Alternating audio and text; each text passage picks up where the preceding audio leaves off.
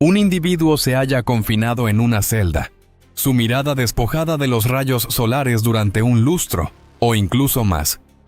Existió en su momento un cabecilla criminal que, de manera errónea, consideró que las rejas ajenas constituían su más sólida salvaguarda. Asimismo, se forjó un pacto clandestino que ningún gobierno se dignaría a reconocer jamás de forma pública. Y por supuesto, una cuenta de sangre, una represalia latente que requirió de una década completa para ser saldada en su totalidad. Lo que estás a punto de desvelar no figura en registro oficial alguno. Su contenido reescribirá por completo todo cuanto creías saber sobre la versión predilecta que te habían relatado. Para quienes desean ahondar en las verdades ocultas que la narrativa hegemónica prefiere mantener silenciadas, aquellas que transforman la percepción de la realidad y revelan los intrincados hilos del poder, les extendemos una cordial invitación. Únete a nuestra creciente comunidad de indagadores y suscríbete ahora mismo al canal.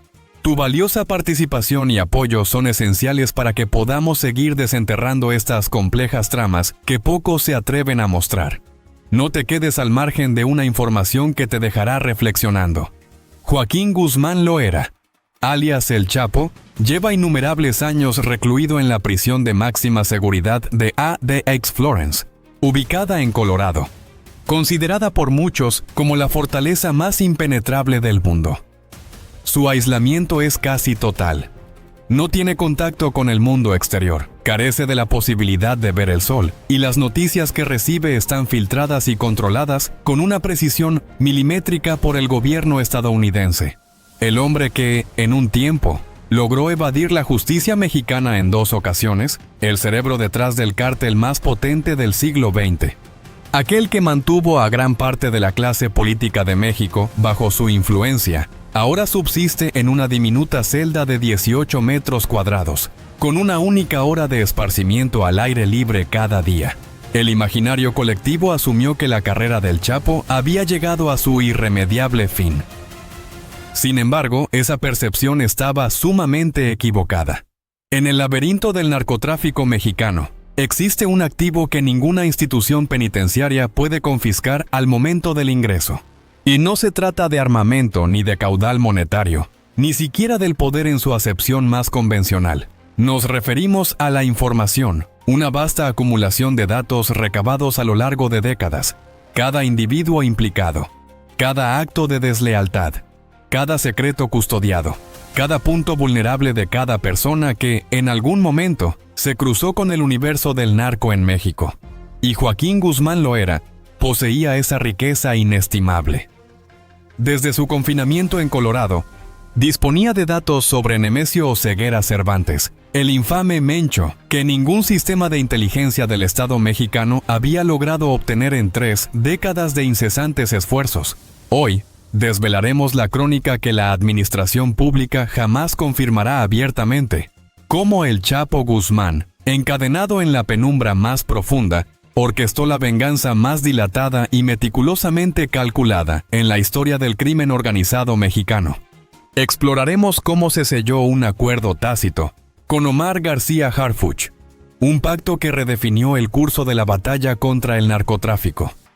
Y, lo más impactante, cómo la caída del Mencho en Tapalpa no fue el desenlace de una operación de inteligencia convencional, sino el pago de una deuda ancestral, una afrenta de sangre que se originó en Puerto Vallarta y demandó una década completa para su resolución.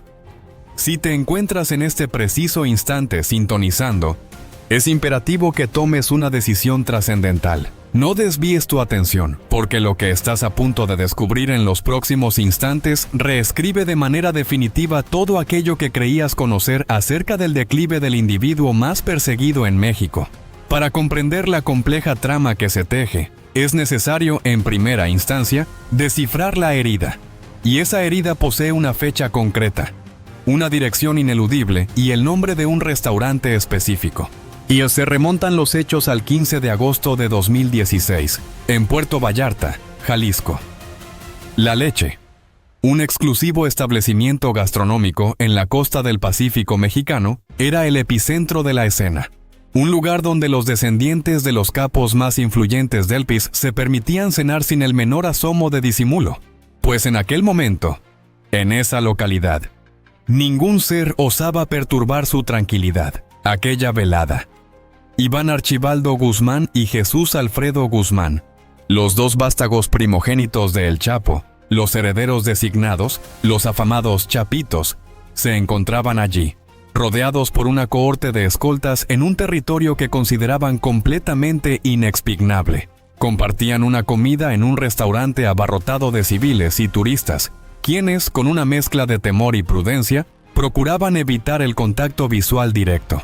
Lo que aconteció a continuación se desarrolló en menos de 4 minutos, un lapso breve pero de consecuencias eternas. Hombres armados, miembros del cártel Jalisco Nueva Generación, irrumpieron violentamente en el local, neutralizando a la guardia personal de los jóvenes antes de que estos pudieran esbozar la más mínima reacción. Acto seguido, arrastraron a los dos hijos de El Chapo por la fuerza, ante la mirada atónita de decenas de testigos, quienes, en ese instante, comprendieron instintivamente que la estrategia más inteligente era simular su inexistencia. Nemesio Oseguera Cervantes, conocido como El Mencho, había consumado un acto que, en el submundo del crimen organizado mexicano, posee una denominación muy específica. Había ultrajado a la familia, había transgredido una línea infranqueable, un código no escrito que, incluso en el narco más brutal, ostenta un peso inquebrantable. Y la razón no estribaba en la observancia de principios morales por parte de los capos, sino en la convicción de que tocaras a la estirpe de un rival equivalía a una declaración de guerra total, una afrenta que no admitía una réplica mesurada. Tal acto representaba una escalada de conflicto que obligaba al afectado a responder en los mismos términos, so pena de perder todo el respeto inherente a su posición y por ende su capacidad de sostenimiento.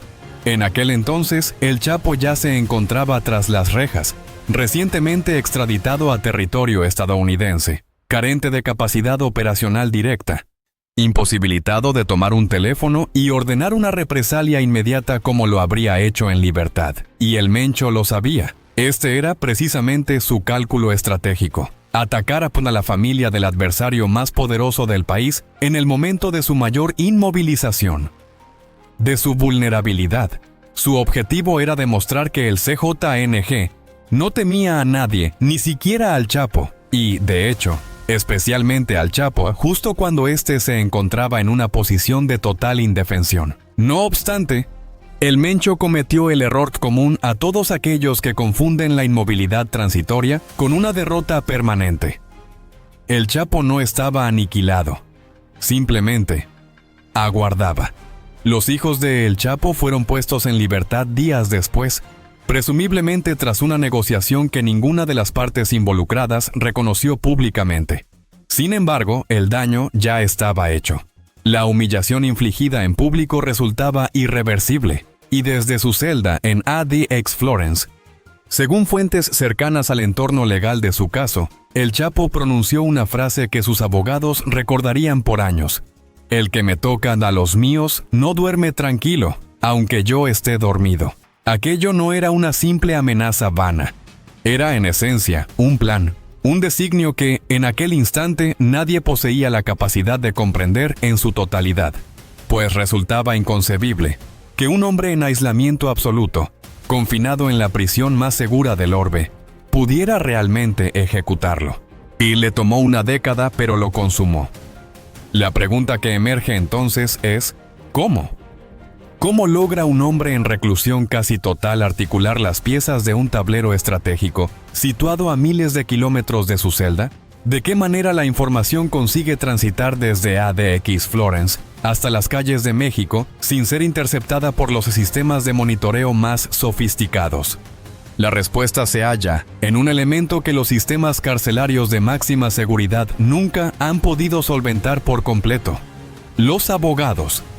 No todos los profesionales del derecho, por supuesto. La inmensa mayoría cumple con su ética y su labor de forma intachable. Sin embargo, en casos de tan elevado perfil como el de El Chapo, donde los intereses económicos y jurídicos en juego alcanzan una magnitud que la mayoría de las personas no logrará asimilar con facilidad, y los equipos legales constituyen ecosistemas complejos, En ellos, la delgada línea entre la representación estrictamente jurídica y la transmisión de mensajes subrepticios puede, en ciertos momentos, volverse extremadamente tenue y difícil de delimitar con precisión. Las visitas de los letrados en ADX Florence son sometidas a un riguroso monitoreo.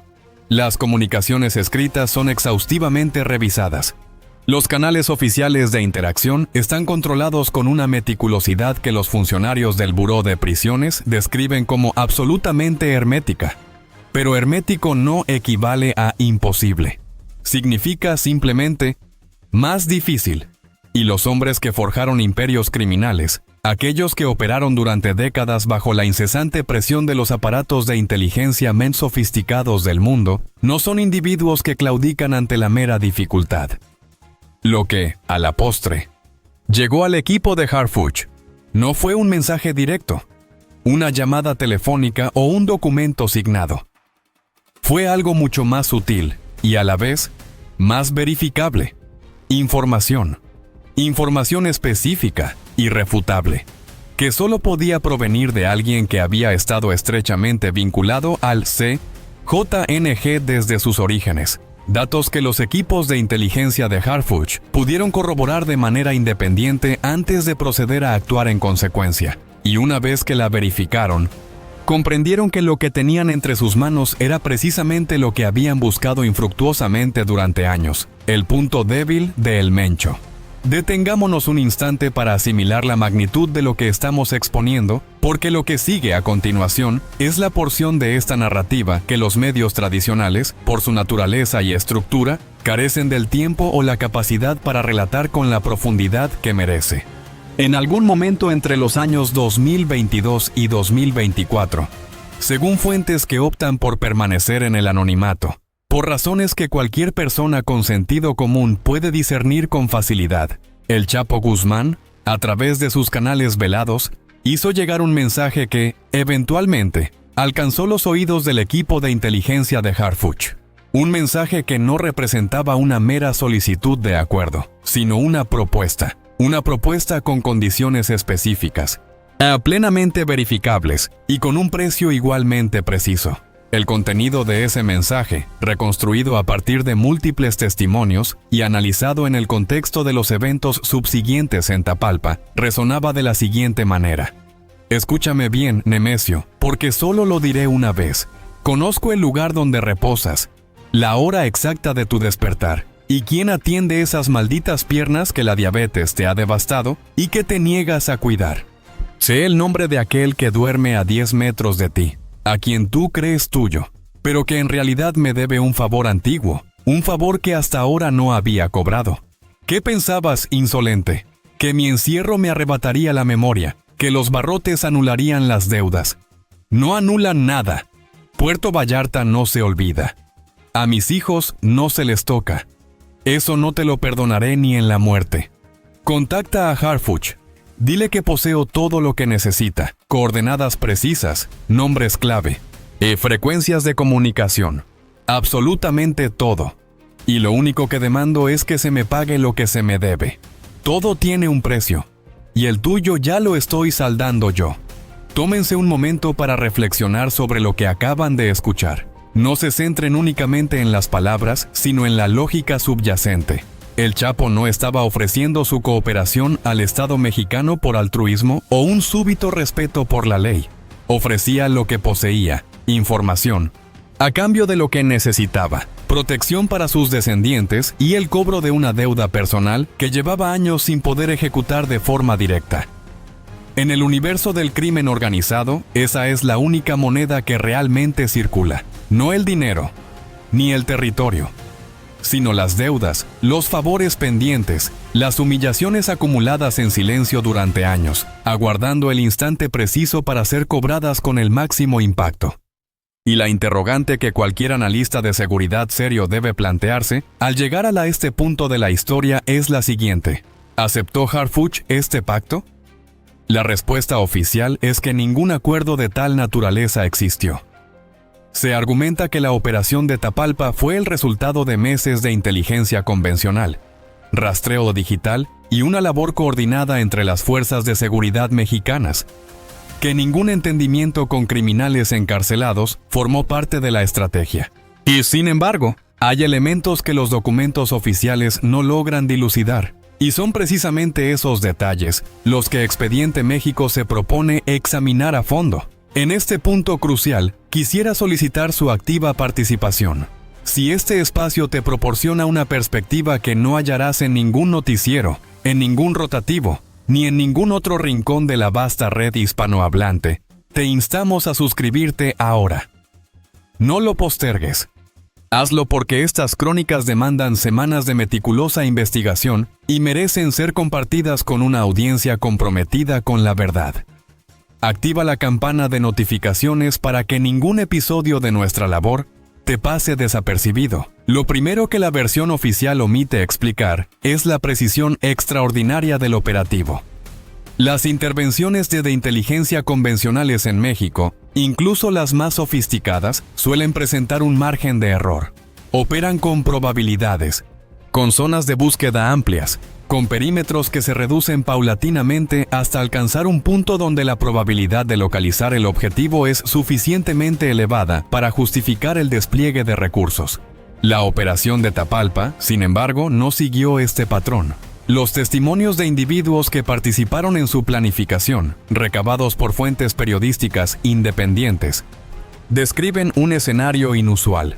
Una exactitud en las coordenadas que no es característica de operativos fundamentados exclusivamente en análisis de metadatos fotográficos o triangulación de señales. Dichas coordenadas no solo abarcaban la propiedad en su extensión general, sino que incluían detalles del interior. La distribución de las habitaciones, los turnos de las guardias, los puntos ciegos en el perímetro de seguridad que el grupo de élite del CJNG había establecido en torno al refugio. Ese nivel de detalle no emerge de un algoritmo de reconocimiento geográfico aplicado a imágenes de redes sociales. Procede de alguien que estuvo en el lugar, de alguien que conocía a una persona que estuvo allí. Alguien con acceso al círculo más íntimo de El Mencho. Alguien que llevaba el tiempo suficiente en ese círculo como para conocer no solo la ubicación, sino también la intrincada arquitectura de seguridad que la protegía. Y es aquí donde la información que el Chapo poseía se torna operacionalmente decisiva. Porque Nemesio Oseguera Cervantes no edificó el CJNG de la nada. Lo construyó a partir de una escisión del propio cártel de Sinaloa. Los hombres que, durante la década de los 2010, abandonaron la estructura de Sinaloa para seguir a El Mencho, no eran desconocidos para el Chapo.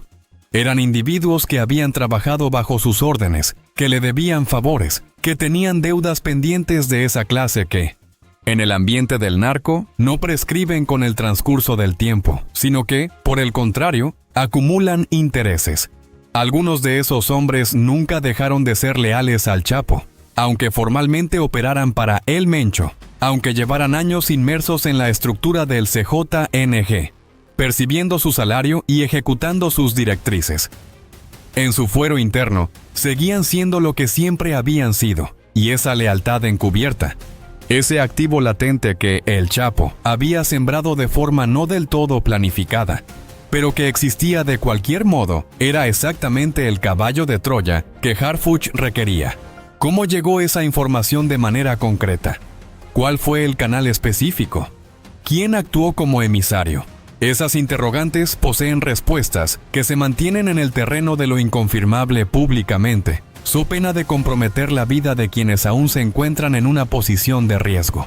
Lo que sí puede ser objeto de análisis, basándonos en la información disponible, son las condiciones del pacto, tal como han sido descritas por individuos que orbitaron en la periferia de dichas negociaciones. La verdad oculta que jamás te contaron, el cobro más oscuro de la historia del crimen. La estrategia silenciosa desde la prisión que cambió el mapa del narco. Si quieres seguir descifrando los enigmas que definen el poder, suscríbete a nuestro canal para no perderte ni un solo análisis. Hasta la próxima revelación.